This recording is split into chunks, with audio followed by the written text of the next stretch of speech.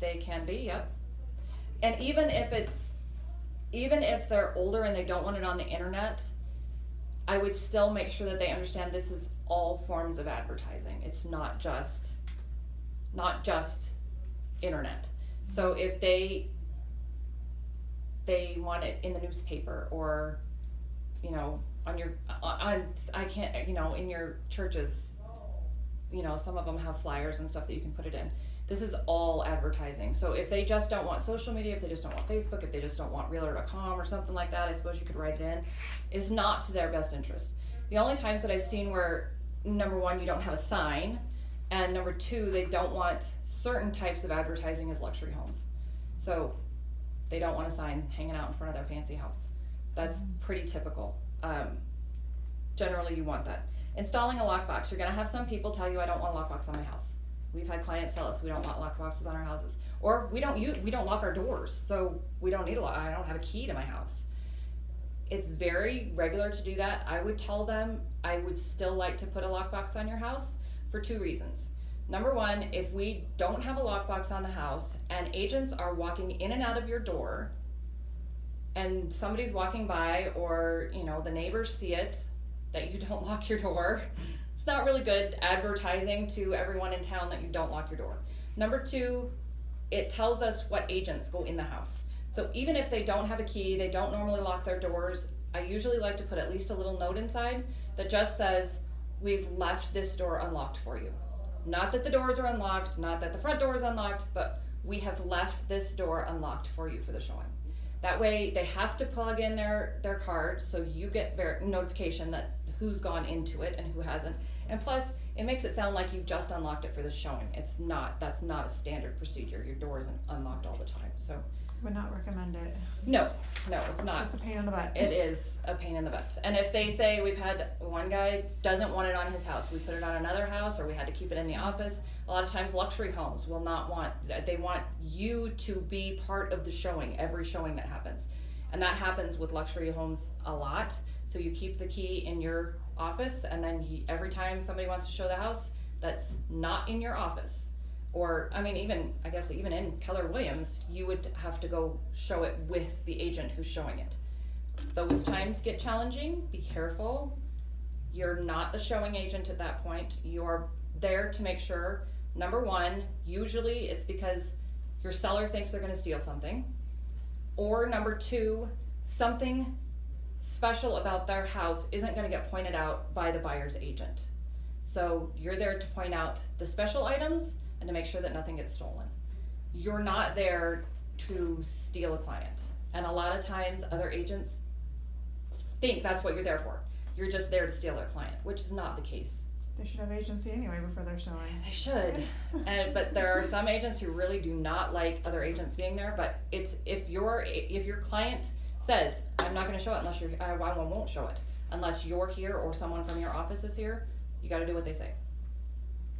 Okay, request mortgage information. This is actually going to be requested by the title company at closing, so that their mortgage can be paid off and then the proceeds would go to them. The next one is utility companies. Of course, we've already called before we show up on their doorstep. We've called Butte Electric or Black Hills Power to find out what those utilities are, but we're just letting them know that we're also going to get the MDU from them. If there's garbage, if there's city that they want to give us to, we can get that information from them. On the mortgage, if they don't have a mortgage, can they say no then? That's right? helpful, yes. If they say no there, We don't have one, if you don't have a mortgage, it's helpful for you guys when you get to the closing stage. The title company is going to ask you, I need a payoff authorization form. If you can't remember, if you've got a lot of listings and you can't remember, I don't know if they have a mortgage, you can always go back and make a note next to it that that's what that means. There's no mortgage. So I don't have to send them that form and look like an idiot that I wasn't paying attention, Disclose to purchasers agents that seller has received other offers. I don't know why you would ever say no to this. You want other people to know it. It causes a sense of urgency. It gets more offers in a little bit quicker if there's more than one offer, and you usually get a little bit more for your house. So I don't know why you wouldn't want to be allowed to do that. The next one is personal property. This is personal property that is staying with the home. Unlike when we get to the property disclosure, there's a spot on there that says the things that won't be staying with the home. This is the opposite. So usually this is gonna be appliances, the washer and dryer, if they're leaving a shed, if they're leaving a trampoline, if they're leaving child's playhouse or swing set or something like that, it's gonna go in this section here. Disclosures, we're gonna go over disclosures. We're not allowed to discriminate against anybody. We're not allowed to modify a document in any form without it being in writing and without the sellers knowing about it. Other instructions. These are the other instructions that I put on every single listing that we have. The listings to be put on the MLS upon the seller's request. Days on market on the MLS will begin at the date the listing becomes active on the MLS, not the date that the listing agreement is signed. So when we sign this agreement, we're gonna do a withhold because we're gonna get professional photography done, we're gonna have a Matterport, we're gonna go put a sign out. They may need to clean, they may need to declutter, they may need to move. In some cases, get rid of a dog maybe, get rid of some kids, I don't know. There's stuff that's gotta be done. We're not just gonna say, we're signing it today, we're putting the sign in today and it's going on the market tomorrow. That is not in your client's best interest typically. So when we're doing this, we don't want, just because we signed it today, let's say they're gonna paint the outside of the house. They're not gonna be able to paint the outside of the house before tomorrow. If we put it on the market tomorrow, but we cannot show it, and you don't wanna show it until it's ready. The first impression is your best impression. We don't want it to accumulate days on market while we're waiting for it to be shown. So the withhold form we're gonna get to next is important if you're not gonna put it on the market right away. Also, the withhold is for a long, if you're withholding it for a long period of time, and if you're going to be doing advertising for coming soon, that's required. So when you put it in, then for your listing date, do you put the date you're putting it on? Because otherwise it will automatically add those days to it, won't it? I don't put it in the MLS. We don't put it in the MLS until it's ready to be put on the MLS. So then this listing agreement date is not what you put in? No. You put the date you're putting it on? Yes. Okay. Because that covers you on that. Yes. The second part, if the seller decides to withdraw prior to the expiration, then the seller to write a check to Keller Williams Realty for $1,000. That's telling them, we're not going into this lightly. It cost us money to put your house on the market. This is generally used for sale by owners who are kind of wishy-washy, and we've had a couple of them. We put it on the market, we've done everything that we said we would do, and they came back 3 days or a week later and said, you know what? A guy I showed it to 6 months ago decided he wants to buy it, so I'm gonna withdraw it. You know what? If that's the case, that's great. You owe us $1,000 for the work that we've done at this point. So. And the last part is they get to sign it. I would get as much information as you can here. Again, you're gonna need their email addresses, all of their email addresses for .loop. You cannot use one email address for 2 signers. So even if you are sitting there and one says, I don't have an email address, I would sign them up for a free Gmail address right there in front of them, have it done, that way it's on there, help them set it up on their phone so that all they gotta do is click on it so that they can sign their documents.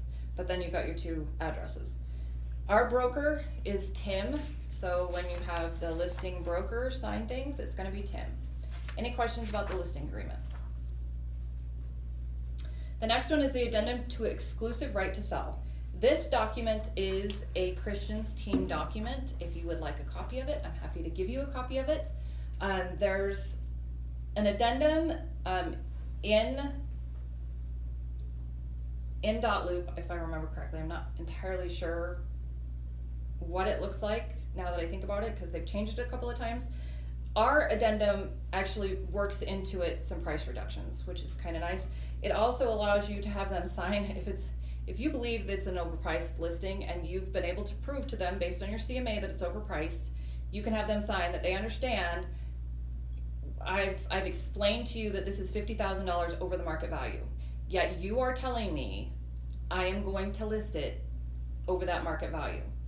You understand it's not going to sell for $50,000 over the market value, and they have to sign that they understand that. If they are doing that over the market value, I would get these in writing, get the price reductions already set in stone. That way Christina or you don't have to go back and say, you know what, we've been on the market for 3 weeks and no one has called to make an appointment. There's a reason. Let's get this reduced. If you've already had that conversation with them, you don't have to go and call them. When that 21 day hits, you just reduce it. You've already got your signed listing change agreement. If you don't have this signed, we have to do a listing change agreement. We'll go over that document when we get to those documents, but this saves you one step. It's very effective on Cedar Street, the one I just put under contract. I had it built in, and she tried getting it changed because they felt like 10 days wasn't long enough. Well, lo and behold, because we Yeah. did that, we had more showings and we did sell it. Yeah. So, and they're happy in the end. Yes. It worked So out good. stick, And stick to your guns. yes, and, if you stick to your guns, and but you have to have the information to back it up. yeah. I mean, you didn't go in there with the CMA saying what their price they had come to you with and said, yeah, I guess we can make it work. Obviously, no, we can't make it work. This is what the market is telling us right now. Our expiration date again is listed here, so we know what our expiration date is. They have to sign it, we have to sign it, and the broker has to sign it. Any questions about the addendum? Oh, this also has our transaction fee on it too. When I go over this with them, I go over what our listing date's gonna be. We talk about the reductions. We talk about cancellation, that sort of thing. But we also talk about that transaction fee. And while I'm doing it, I actually circle it. That way, when they come back at closing and say, I don't remember anything about a transaction fee, you can take this and show them, you signed on the bottom, and I've actually got it circled, and I circled it on purpose when I talked about it. Usually they'll say, oh yeah, I can't remember now. It is what it is. Okay, next one. I think that was just show you a different way to do that. The withhold is the next one. The withhold, I've never used A or C to do a withhold with. We always use number B or letter B, and then that puts in your date.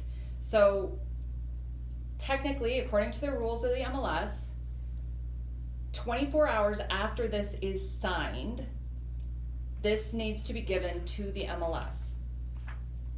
So 24 hours after this form is signed and your listing is ready to happen, this form goes to the MLS, not your listing agreement. If the MLS asks you for a listing agreement, they need to have a reason. They can ask for it. They need to have a reason to ask for it though. And if they ask for it and you decide it is okay to give it to them, you can black out certain things, such as your commission, which you should black out. You can't black out dates, that sort of thing, but your commission, things that are vital to the contract, are your and your client's information. It is not open to the public. It's not even open to the MLS. They can see dates and they can see signatures. That's it. Do you have to do one for each board? No, it says the exact same thing, and we just do one and send it to both of them. Okay. Yeah, they don't seem to care. That's what I had been doing, but I have the Mount Rushmore one. I was like, oh no. Well, and I'm supposed to be doing that one? nope, and actually since I did this before we had the Mount Rushmore one, so yes, if you send the Black Hills one to the Mount Rushmore MLS, they seem to have a problem with it. If you send the Mount Rushmore one to the Black Hills MLS, they don't. It's the exact same form, it just says Black Hills instead of, or Northern Hills or Mount Rushmore, whatever we are up here. This one, broker does not need to sign this one, it's just you guys and the clients. Don't forget though, this has to go to the MLS, and you can get fined for this if it doesn't go to them within 24 hours of it being signed. Also, the only time you wouldn't need this is if you're not gonna withhold it. So if you're not advertising it, it's not technically being withheld. Can you stop that for just a second?